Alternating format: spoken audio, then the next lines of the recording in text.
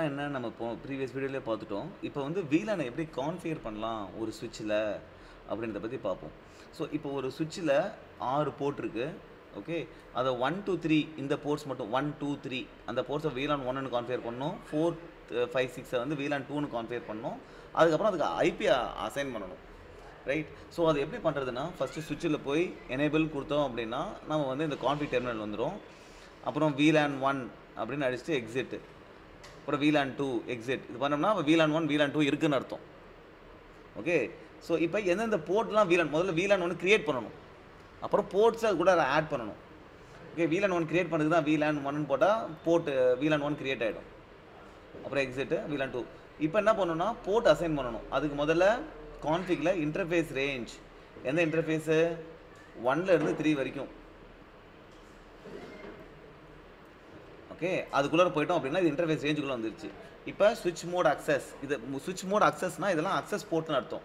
சுவிட்ச் mode ட்ரங்க்னா trunk போர்ட்டுன்னு அர்த்தம். So இது எல்லாத்தையும் வந்து அக்சஸ் போட்டால் சுவிட்ச் போர்ட் அக்சஸ்ன்னு போட்டு VLAN 1. அப்போ இந்த போர்ட் எல்லாத்துக்குமே என்ன, அது எந்த VLANல போட்டோம், VLAN 1ல் போட்டோம், எக்ஸிட் ஆகிட்டோம். ரைட். அதே மாதிரி இப்போ 4 to 6 போர்ட்ஸு, அது என்ன பண்ணுறோம், சுவிட்ச் மோட் அக்சஸ் போட்டு VLAN 2 போடுறோம். அப்போ அதெல்லாம் என்ன ஆயிடுது, VLAN 2க்கு போயிடுது அந்த போர்ட்லாம். இப்போ நம்ம போர்ட்ஸ் எல்லாம் VLANக்குள்ளே போட்டோம். இப்போ இது ரெண்டும் வேறு வேறு நெட்வொர்க் மாதிரி, வர்ச்சுவல் நெட்வொர்க் மாதிரி, ரெண்டு நெட்வொர்க்குக்கும் வேறு வேறு IP அட்ரஸ் கொடுக்கணும். கரெக்டாக?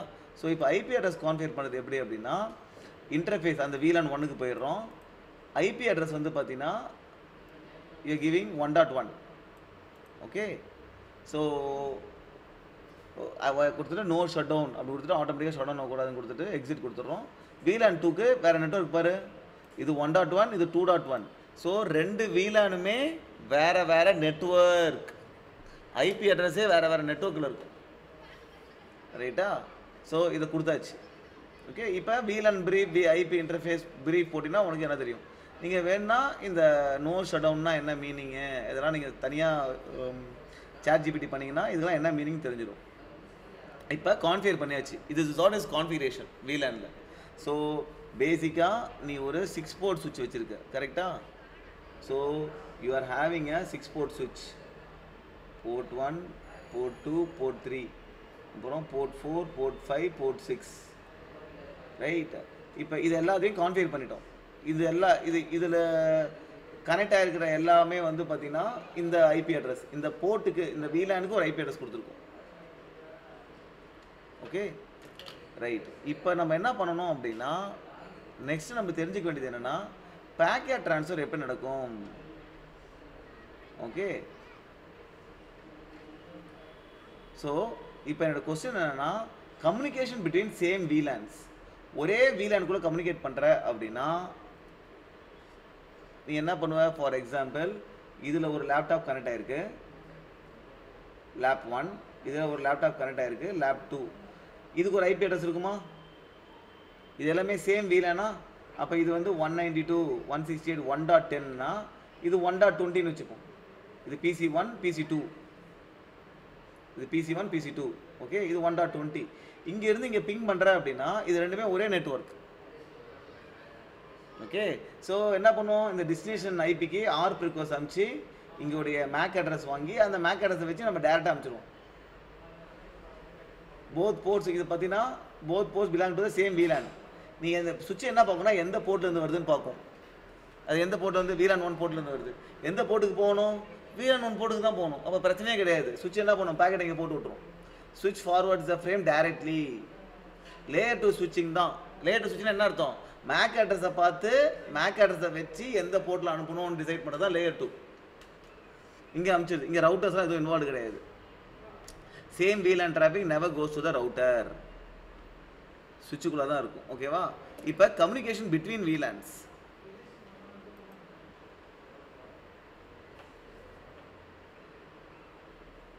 ஓகே, ஸோ இந்த கேஸில் வந்து பார்த்தீங்கன்னா ரெண்டு VLAN நடுவில் கம்யூனிகேட் பண்ண போகிறோம். அதாவது என்னன்னா, இப்போ PC4க்கு அனுப்புகிறோன்னு வச்சுக்கோ. ஃபார் எக்ஸாம்பிள், இங்கே வந்து PC4 கனெக்ட் ஆகிருக்கு. இப்போ PC1 1.10லேருந்து PC4 என்ன நெட்வொர்க்கில் இருக்கும், 2.10ல் இருக்கும். ஸோ இதுக்கு அனுப்புகிறோம் பேக்கெட்டை. அப்போ இதுக்கு அனுப்புகிற இது வேறு நெட்வொர்க்கில் இருக்குது. வேறு நெட்வொர்க்கில் இருக்குது அப்படின்னா பேக்கெட் இங்கே போகணும் அப்படின்னா வேறு நெட்வொர்க்னால டைரெக்டாக போகாது. அப்போ ஒரு நெட்வொர்க்லேருந்து இன்னொரு நெட்வொர்க்கு போகணுன்னா என்ன தேவை? ரவுட்டர் தேவை. ஸோ அப்போ இதில் வந்து எக்ஸ்ட்ரா ஒரு போர்ட்டில், ஃபார் எக்ஸாம்பிள் ஏதாவது ஒரு எக்ஸ்ட்ரா போர்ட் இருக்குன்னு வச்சுங்க, let's take it is 8 port சுவிட்ச் ஆர் சம்திங். இந்த எக்ஸ்ட்ரா போர்ட்டில் ஒரு ரவுட்டர் கனெக்ட் ஆயிருக்கும். கரெக்டா? அப்போ என்ன ஆகும்னா PC1 சீஸ் இட்ஸ் என்ன டிஃப்ரெண்ட் சப்நெட். இது வந்து வேறு சப்நெட்டில் இருக்குது. கரெக்டாக? அப்போ வேறு சப்நெட்டில் தான் என்ன பண்ணும்? ரவுட்டிங் டேபிள் போய் பார்க்கும் இந்த PC1 எது வழியாக பேக்கெட் அனுப்பணும் அப்படின்ட்டு. ரவுட் இல்லைனா டிஃபால்ட் கேட்வே பார்க்கும். டிஃபால்ட் கேட்வே என்ன இருக்கும்? இந்த ரவுட்டருடைய ஐபி இருக்கும். Let's assume the router IP is 1.1. So இது ஒரு இன்டர்ஃபேஸ் இருக்குமா? அந்த இன்டர்ஃபேஸ் அது கரெக்டாக இருக்குதா? இது வந்து 1.1. அப்போ ஸ்விட்ச் forwards the frame only with VLAN 1, router receives it. So இதை ஃப்ரேம் எங்கே பண்ணிடும்? இந்த ரவுட்டருக்கு அனுப்பிச்சிடும். Router looks at destination IP, ஏன்னா 2.10 பார்க்குது. ஓகே, அதில் ரவுட்டிங் டேபிள் இருக்கும்ல, பேக்கெட் எங்கே அனுப்பணுன்ட்டுன்னு. So routes the packet to the VLAN interface. இப்போ பார்த்தீங்கன்னா இந்த ரவுட்டர் போர்ட் இருக்குல்ல, இந்த போர்ட் இருக்குல்ல, இந்த போர்ட் வந்து இது ரவுட்டரோட கனெக்டாக போர்ட். இது ஒரே VLANல மட்டும் கனெக்டாக இருக்குது அப்படின்னா இதை நம்ம இந்த போர்ட்டை வந்து you can configure it as a access port or a trunk board.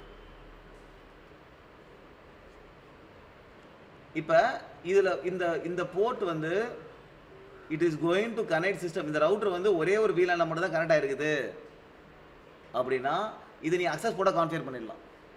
For example VLAN, இந்த VLAN வந்து ஐடி டிபார்ட்மெண்ட், இந்த VLAN வந்து some HR department or something or ஓகேவா.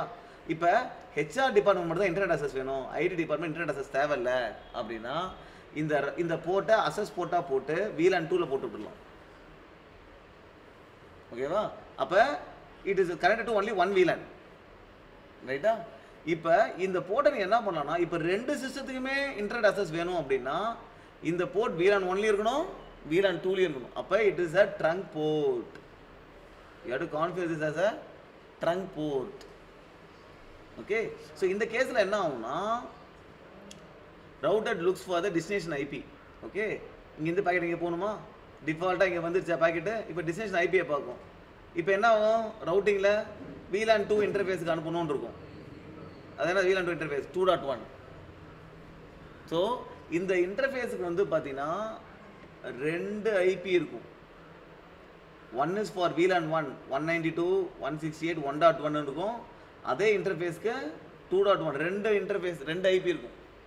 ஸோ ட்ரங்க் போர்ட், ஏன்னா அது ரெண்டு நெட்வொர்க்லையும் கனெக்ட் பண்ணணும், கம்யூனிகேட் பண்ணணும்ல. Okay, so router sends a packet out to the ஸ்விட்ச் tagged for VLAN 2 if trunk. So பேக்கெட்டை திருப்பி அனுப்பணும். ஏன்னா பேக்கெட் எங்கே போகணும்? திருப்பி சுவிட்சுக்கு தான் போகணும். ஏன்னா VLAN 2 தானே பேக்கெட் அனுப்பிச்சிருக்கேன். அப்போ அந்த VLAN இந்த பேக்கெட் அனுப்பும்போது இது ட்ரங்க் போர்ட்டுன்றதுனால டேக் பண்ணியிருக்கோம்.